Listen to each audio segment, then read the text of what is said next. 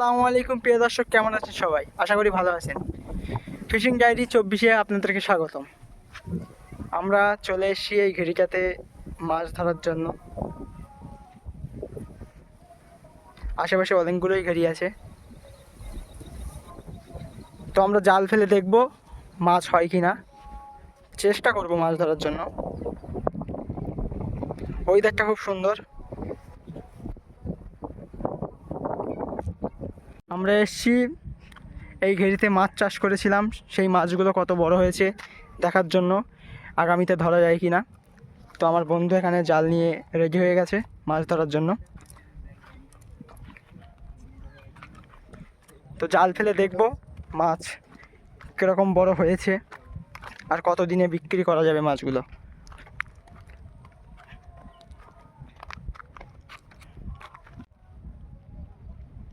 আর বন্ধু জাল ফেলছে।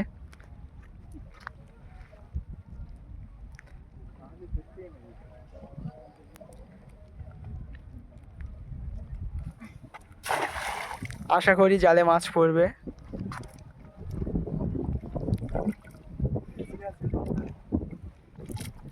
জালটা অনেক জড়িয়ে আছে, ওই জন্য ফেলতে অসুবিধা হচ্ছে।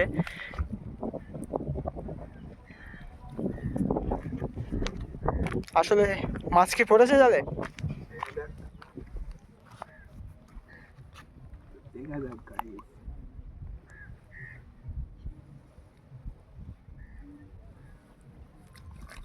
প্রথম খেমনে একটিও মাছ পড়লো না, তো দ্বিতীয়বার চেষ্টা করা হবে।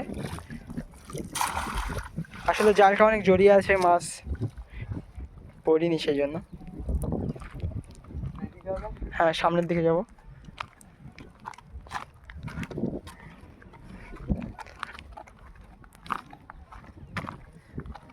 এখান থেকে ফেলো, এখান থেকে ফেলো।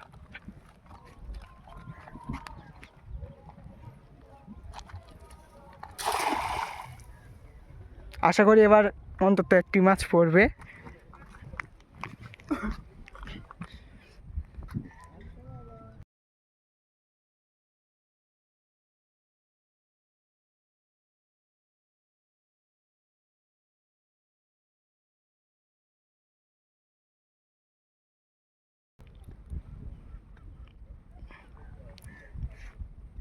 লাইন খারাপ তো সেদিকে।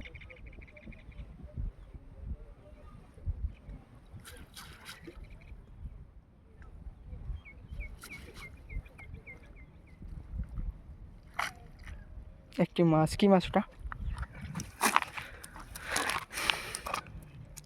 মাছগুলো তেমন বড় হয়নি, এগুলো ছাটি ছাটি মাছ,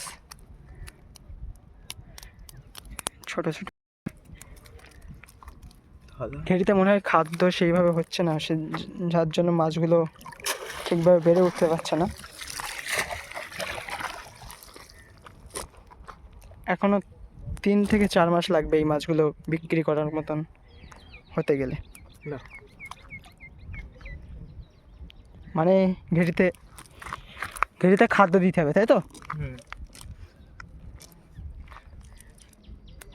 আপনারা যারা মাছ চাষ করেন তারা ভালো করেই জানেন ছাটির কি খাদ্য লাগে। তো আবার জাল ফেলছে, এবার দেখা যাক কি পরে। ওইদিকে তো তেমনভাবে মাছ পড়লো না, জালটা অনেক জড়াচ্ছে, যার কারণে মাছ পড়ছে না।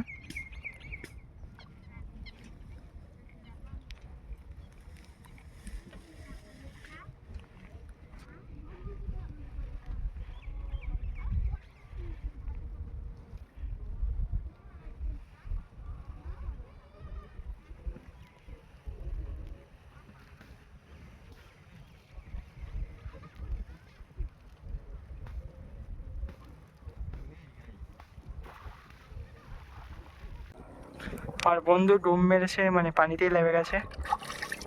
কি কিছু পেয়েছো? বা একটি দেশি বেলে, যার সাইজটা দেখুন, খুব সুন্দর।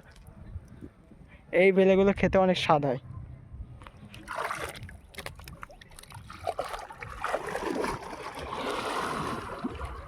জাল ফেলে মাছ হচ্ছে না বলে ও নেমে গেছে পানিতে মাছ ধরার জন্য।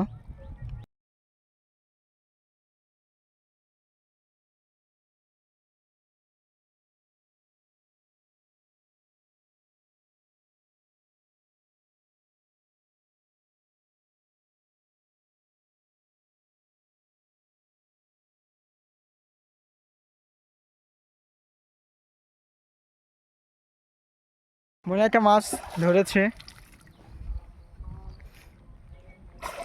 কি মাছ? একটি বাগদা চিংড়ি। এই মাছগুলো বিক্রি করার মতন হয়ে গেছে। আসলে দুপুরের টাইম বলে মাছ হচ্ছে না, বিকালের দিকে আসলে হয়তো কিছু মাছ আমরা দেখতে পেতাম। Right right. তো আজকে আপাতত এই পর্যন্তই, দেখা হচ্ছে আগামী ভিডিওতে। ততক্ষণ ভালো থাকবেন, সুস্থ থাকবেন। খোদা হাফেজ।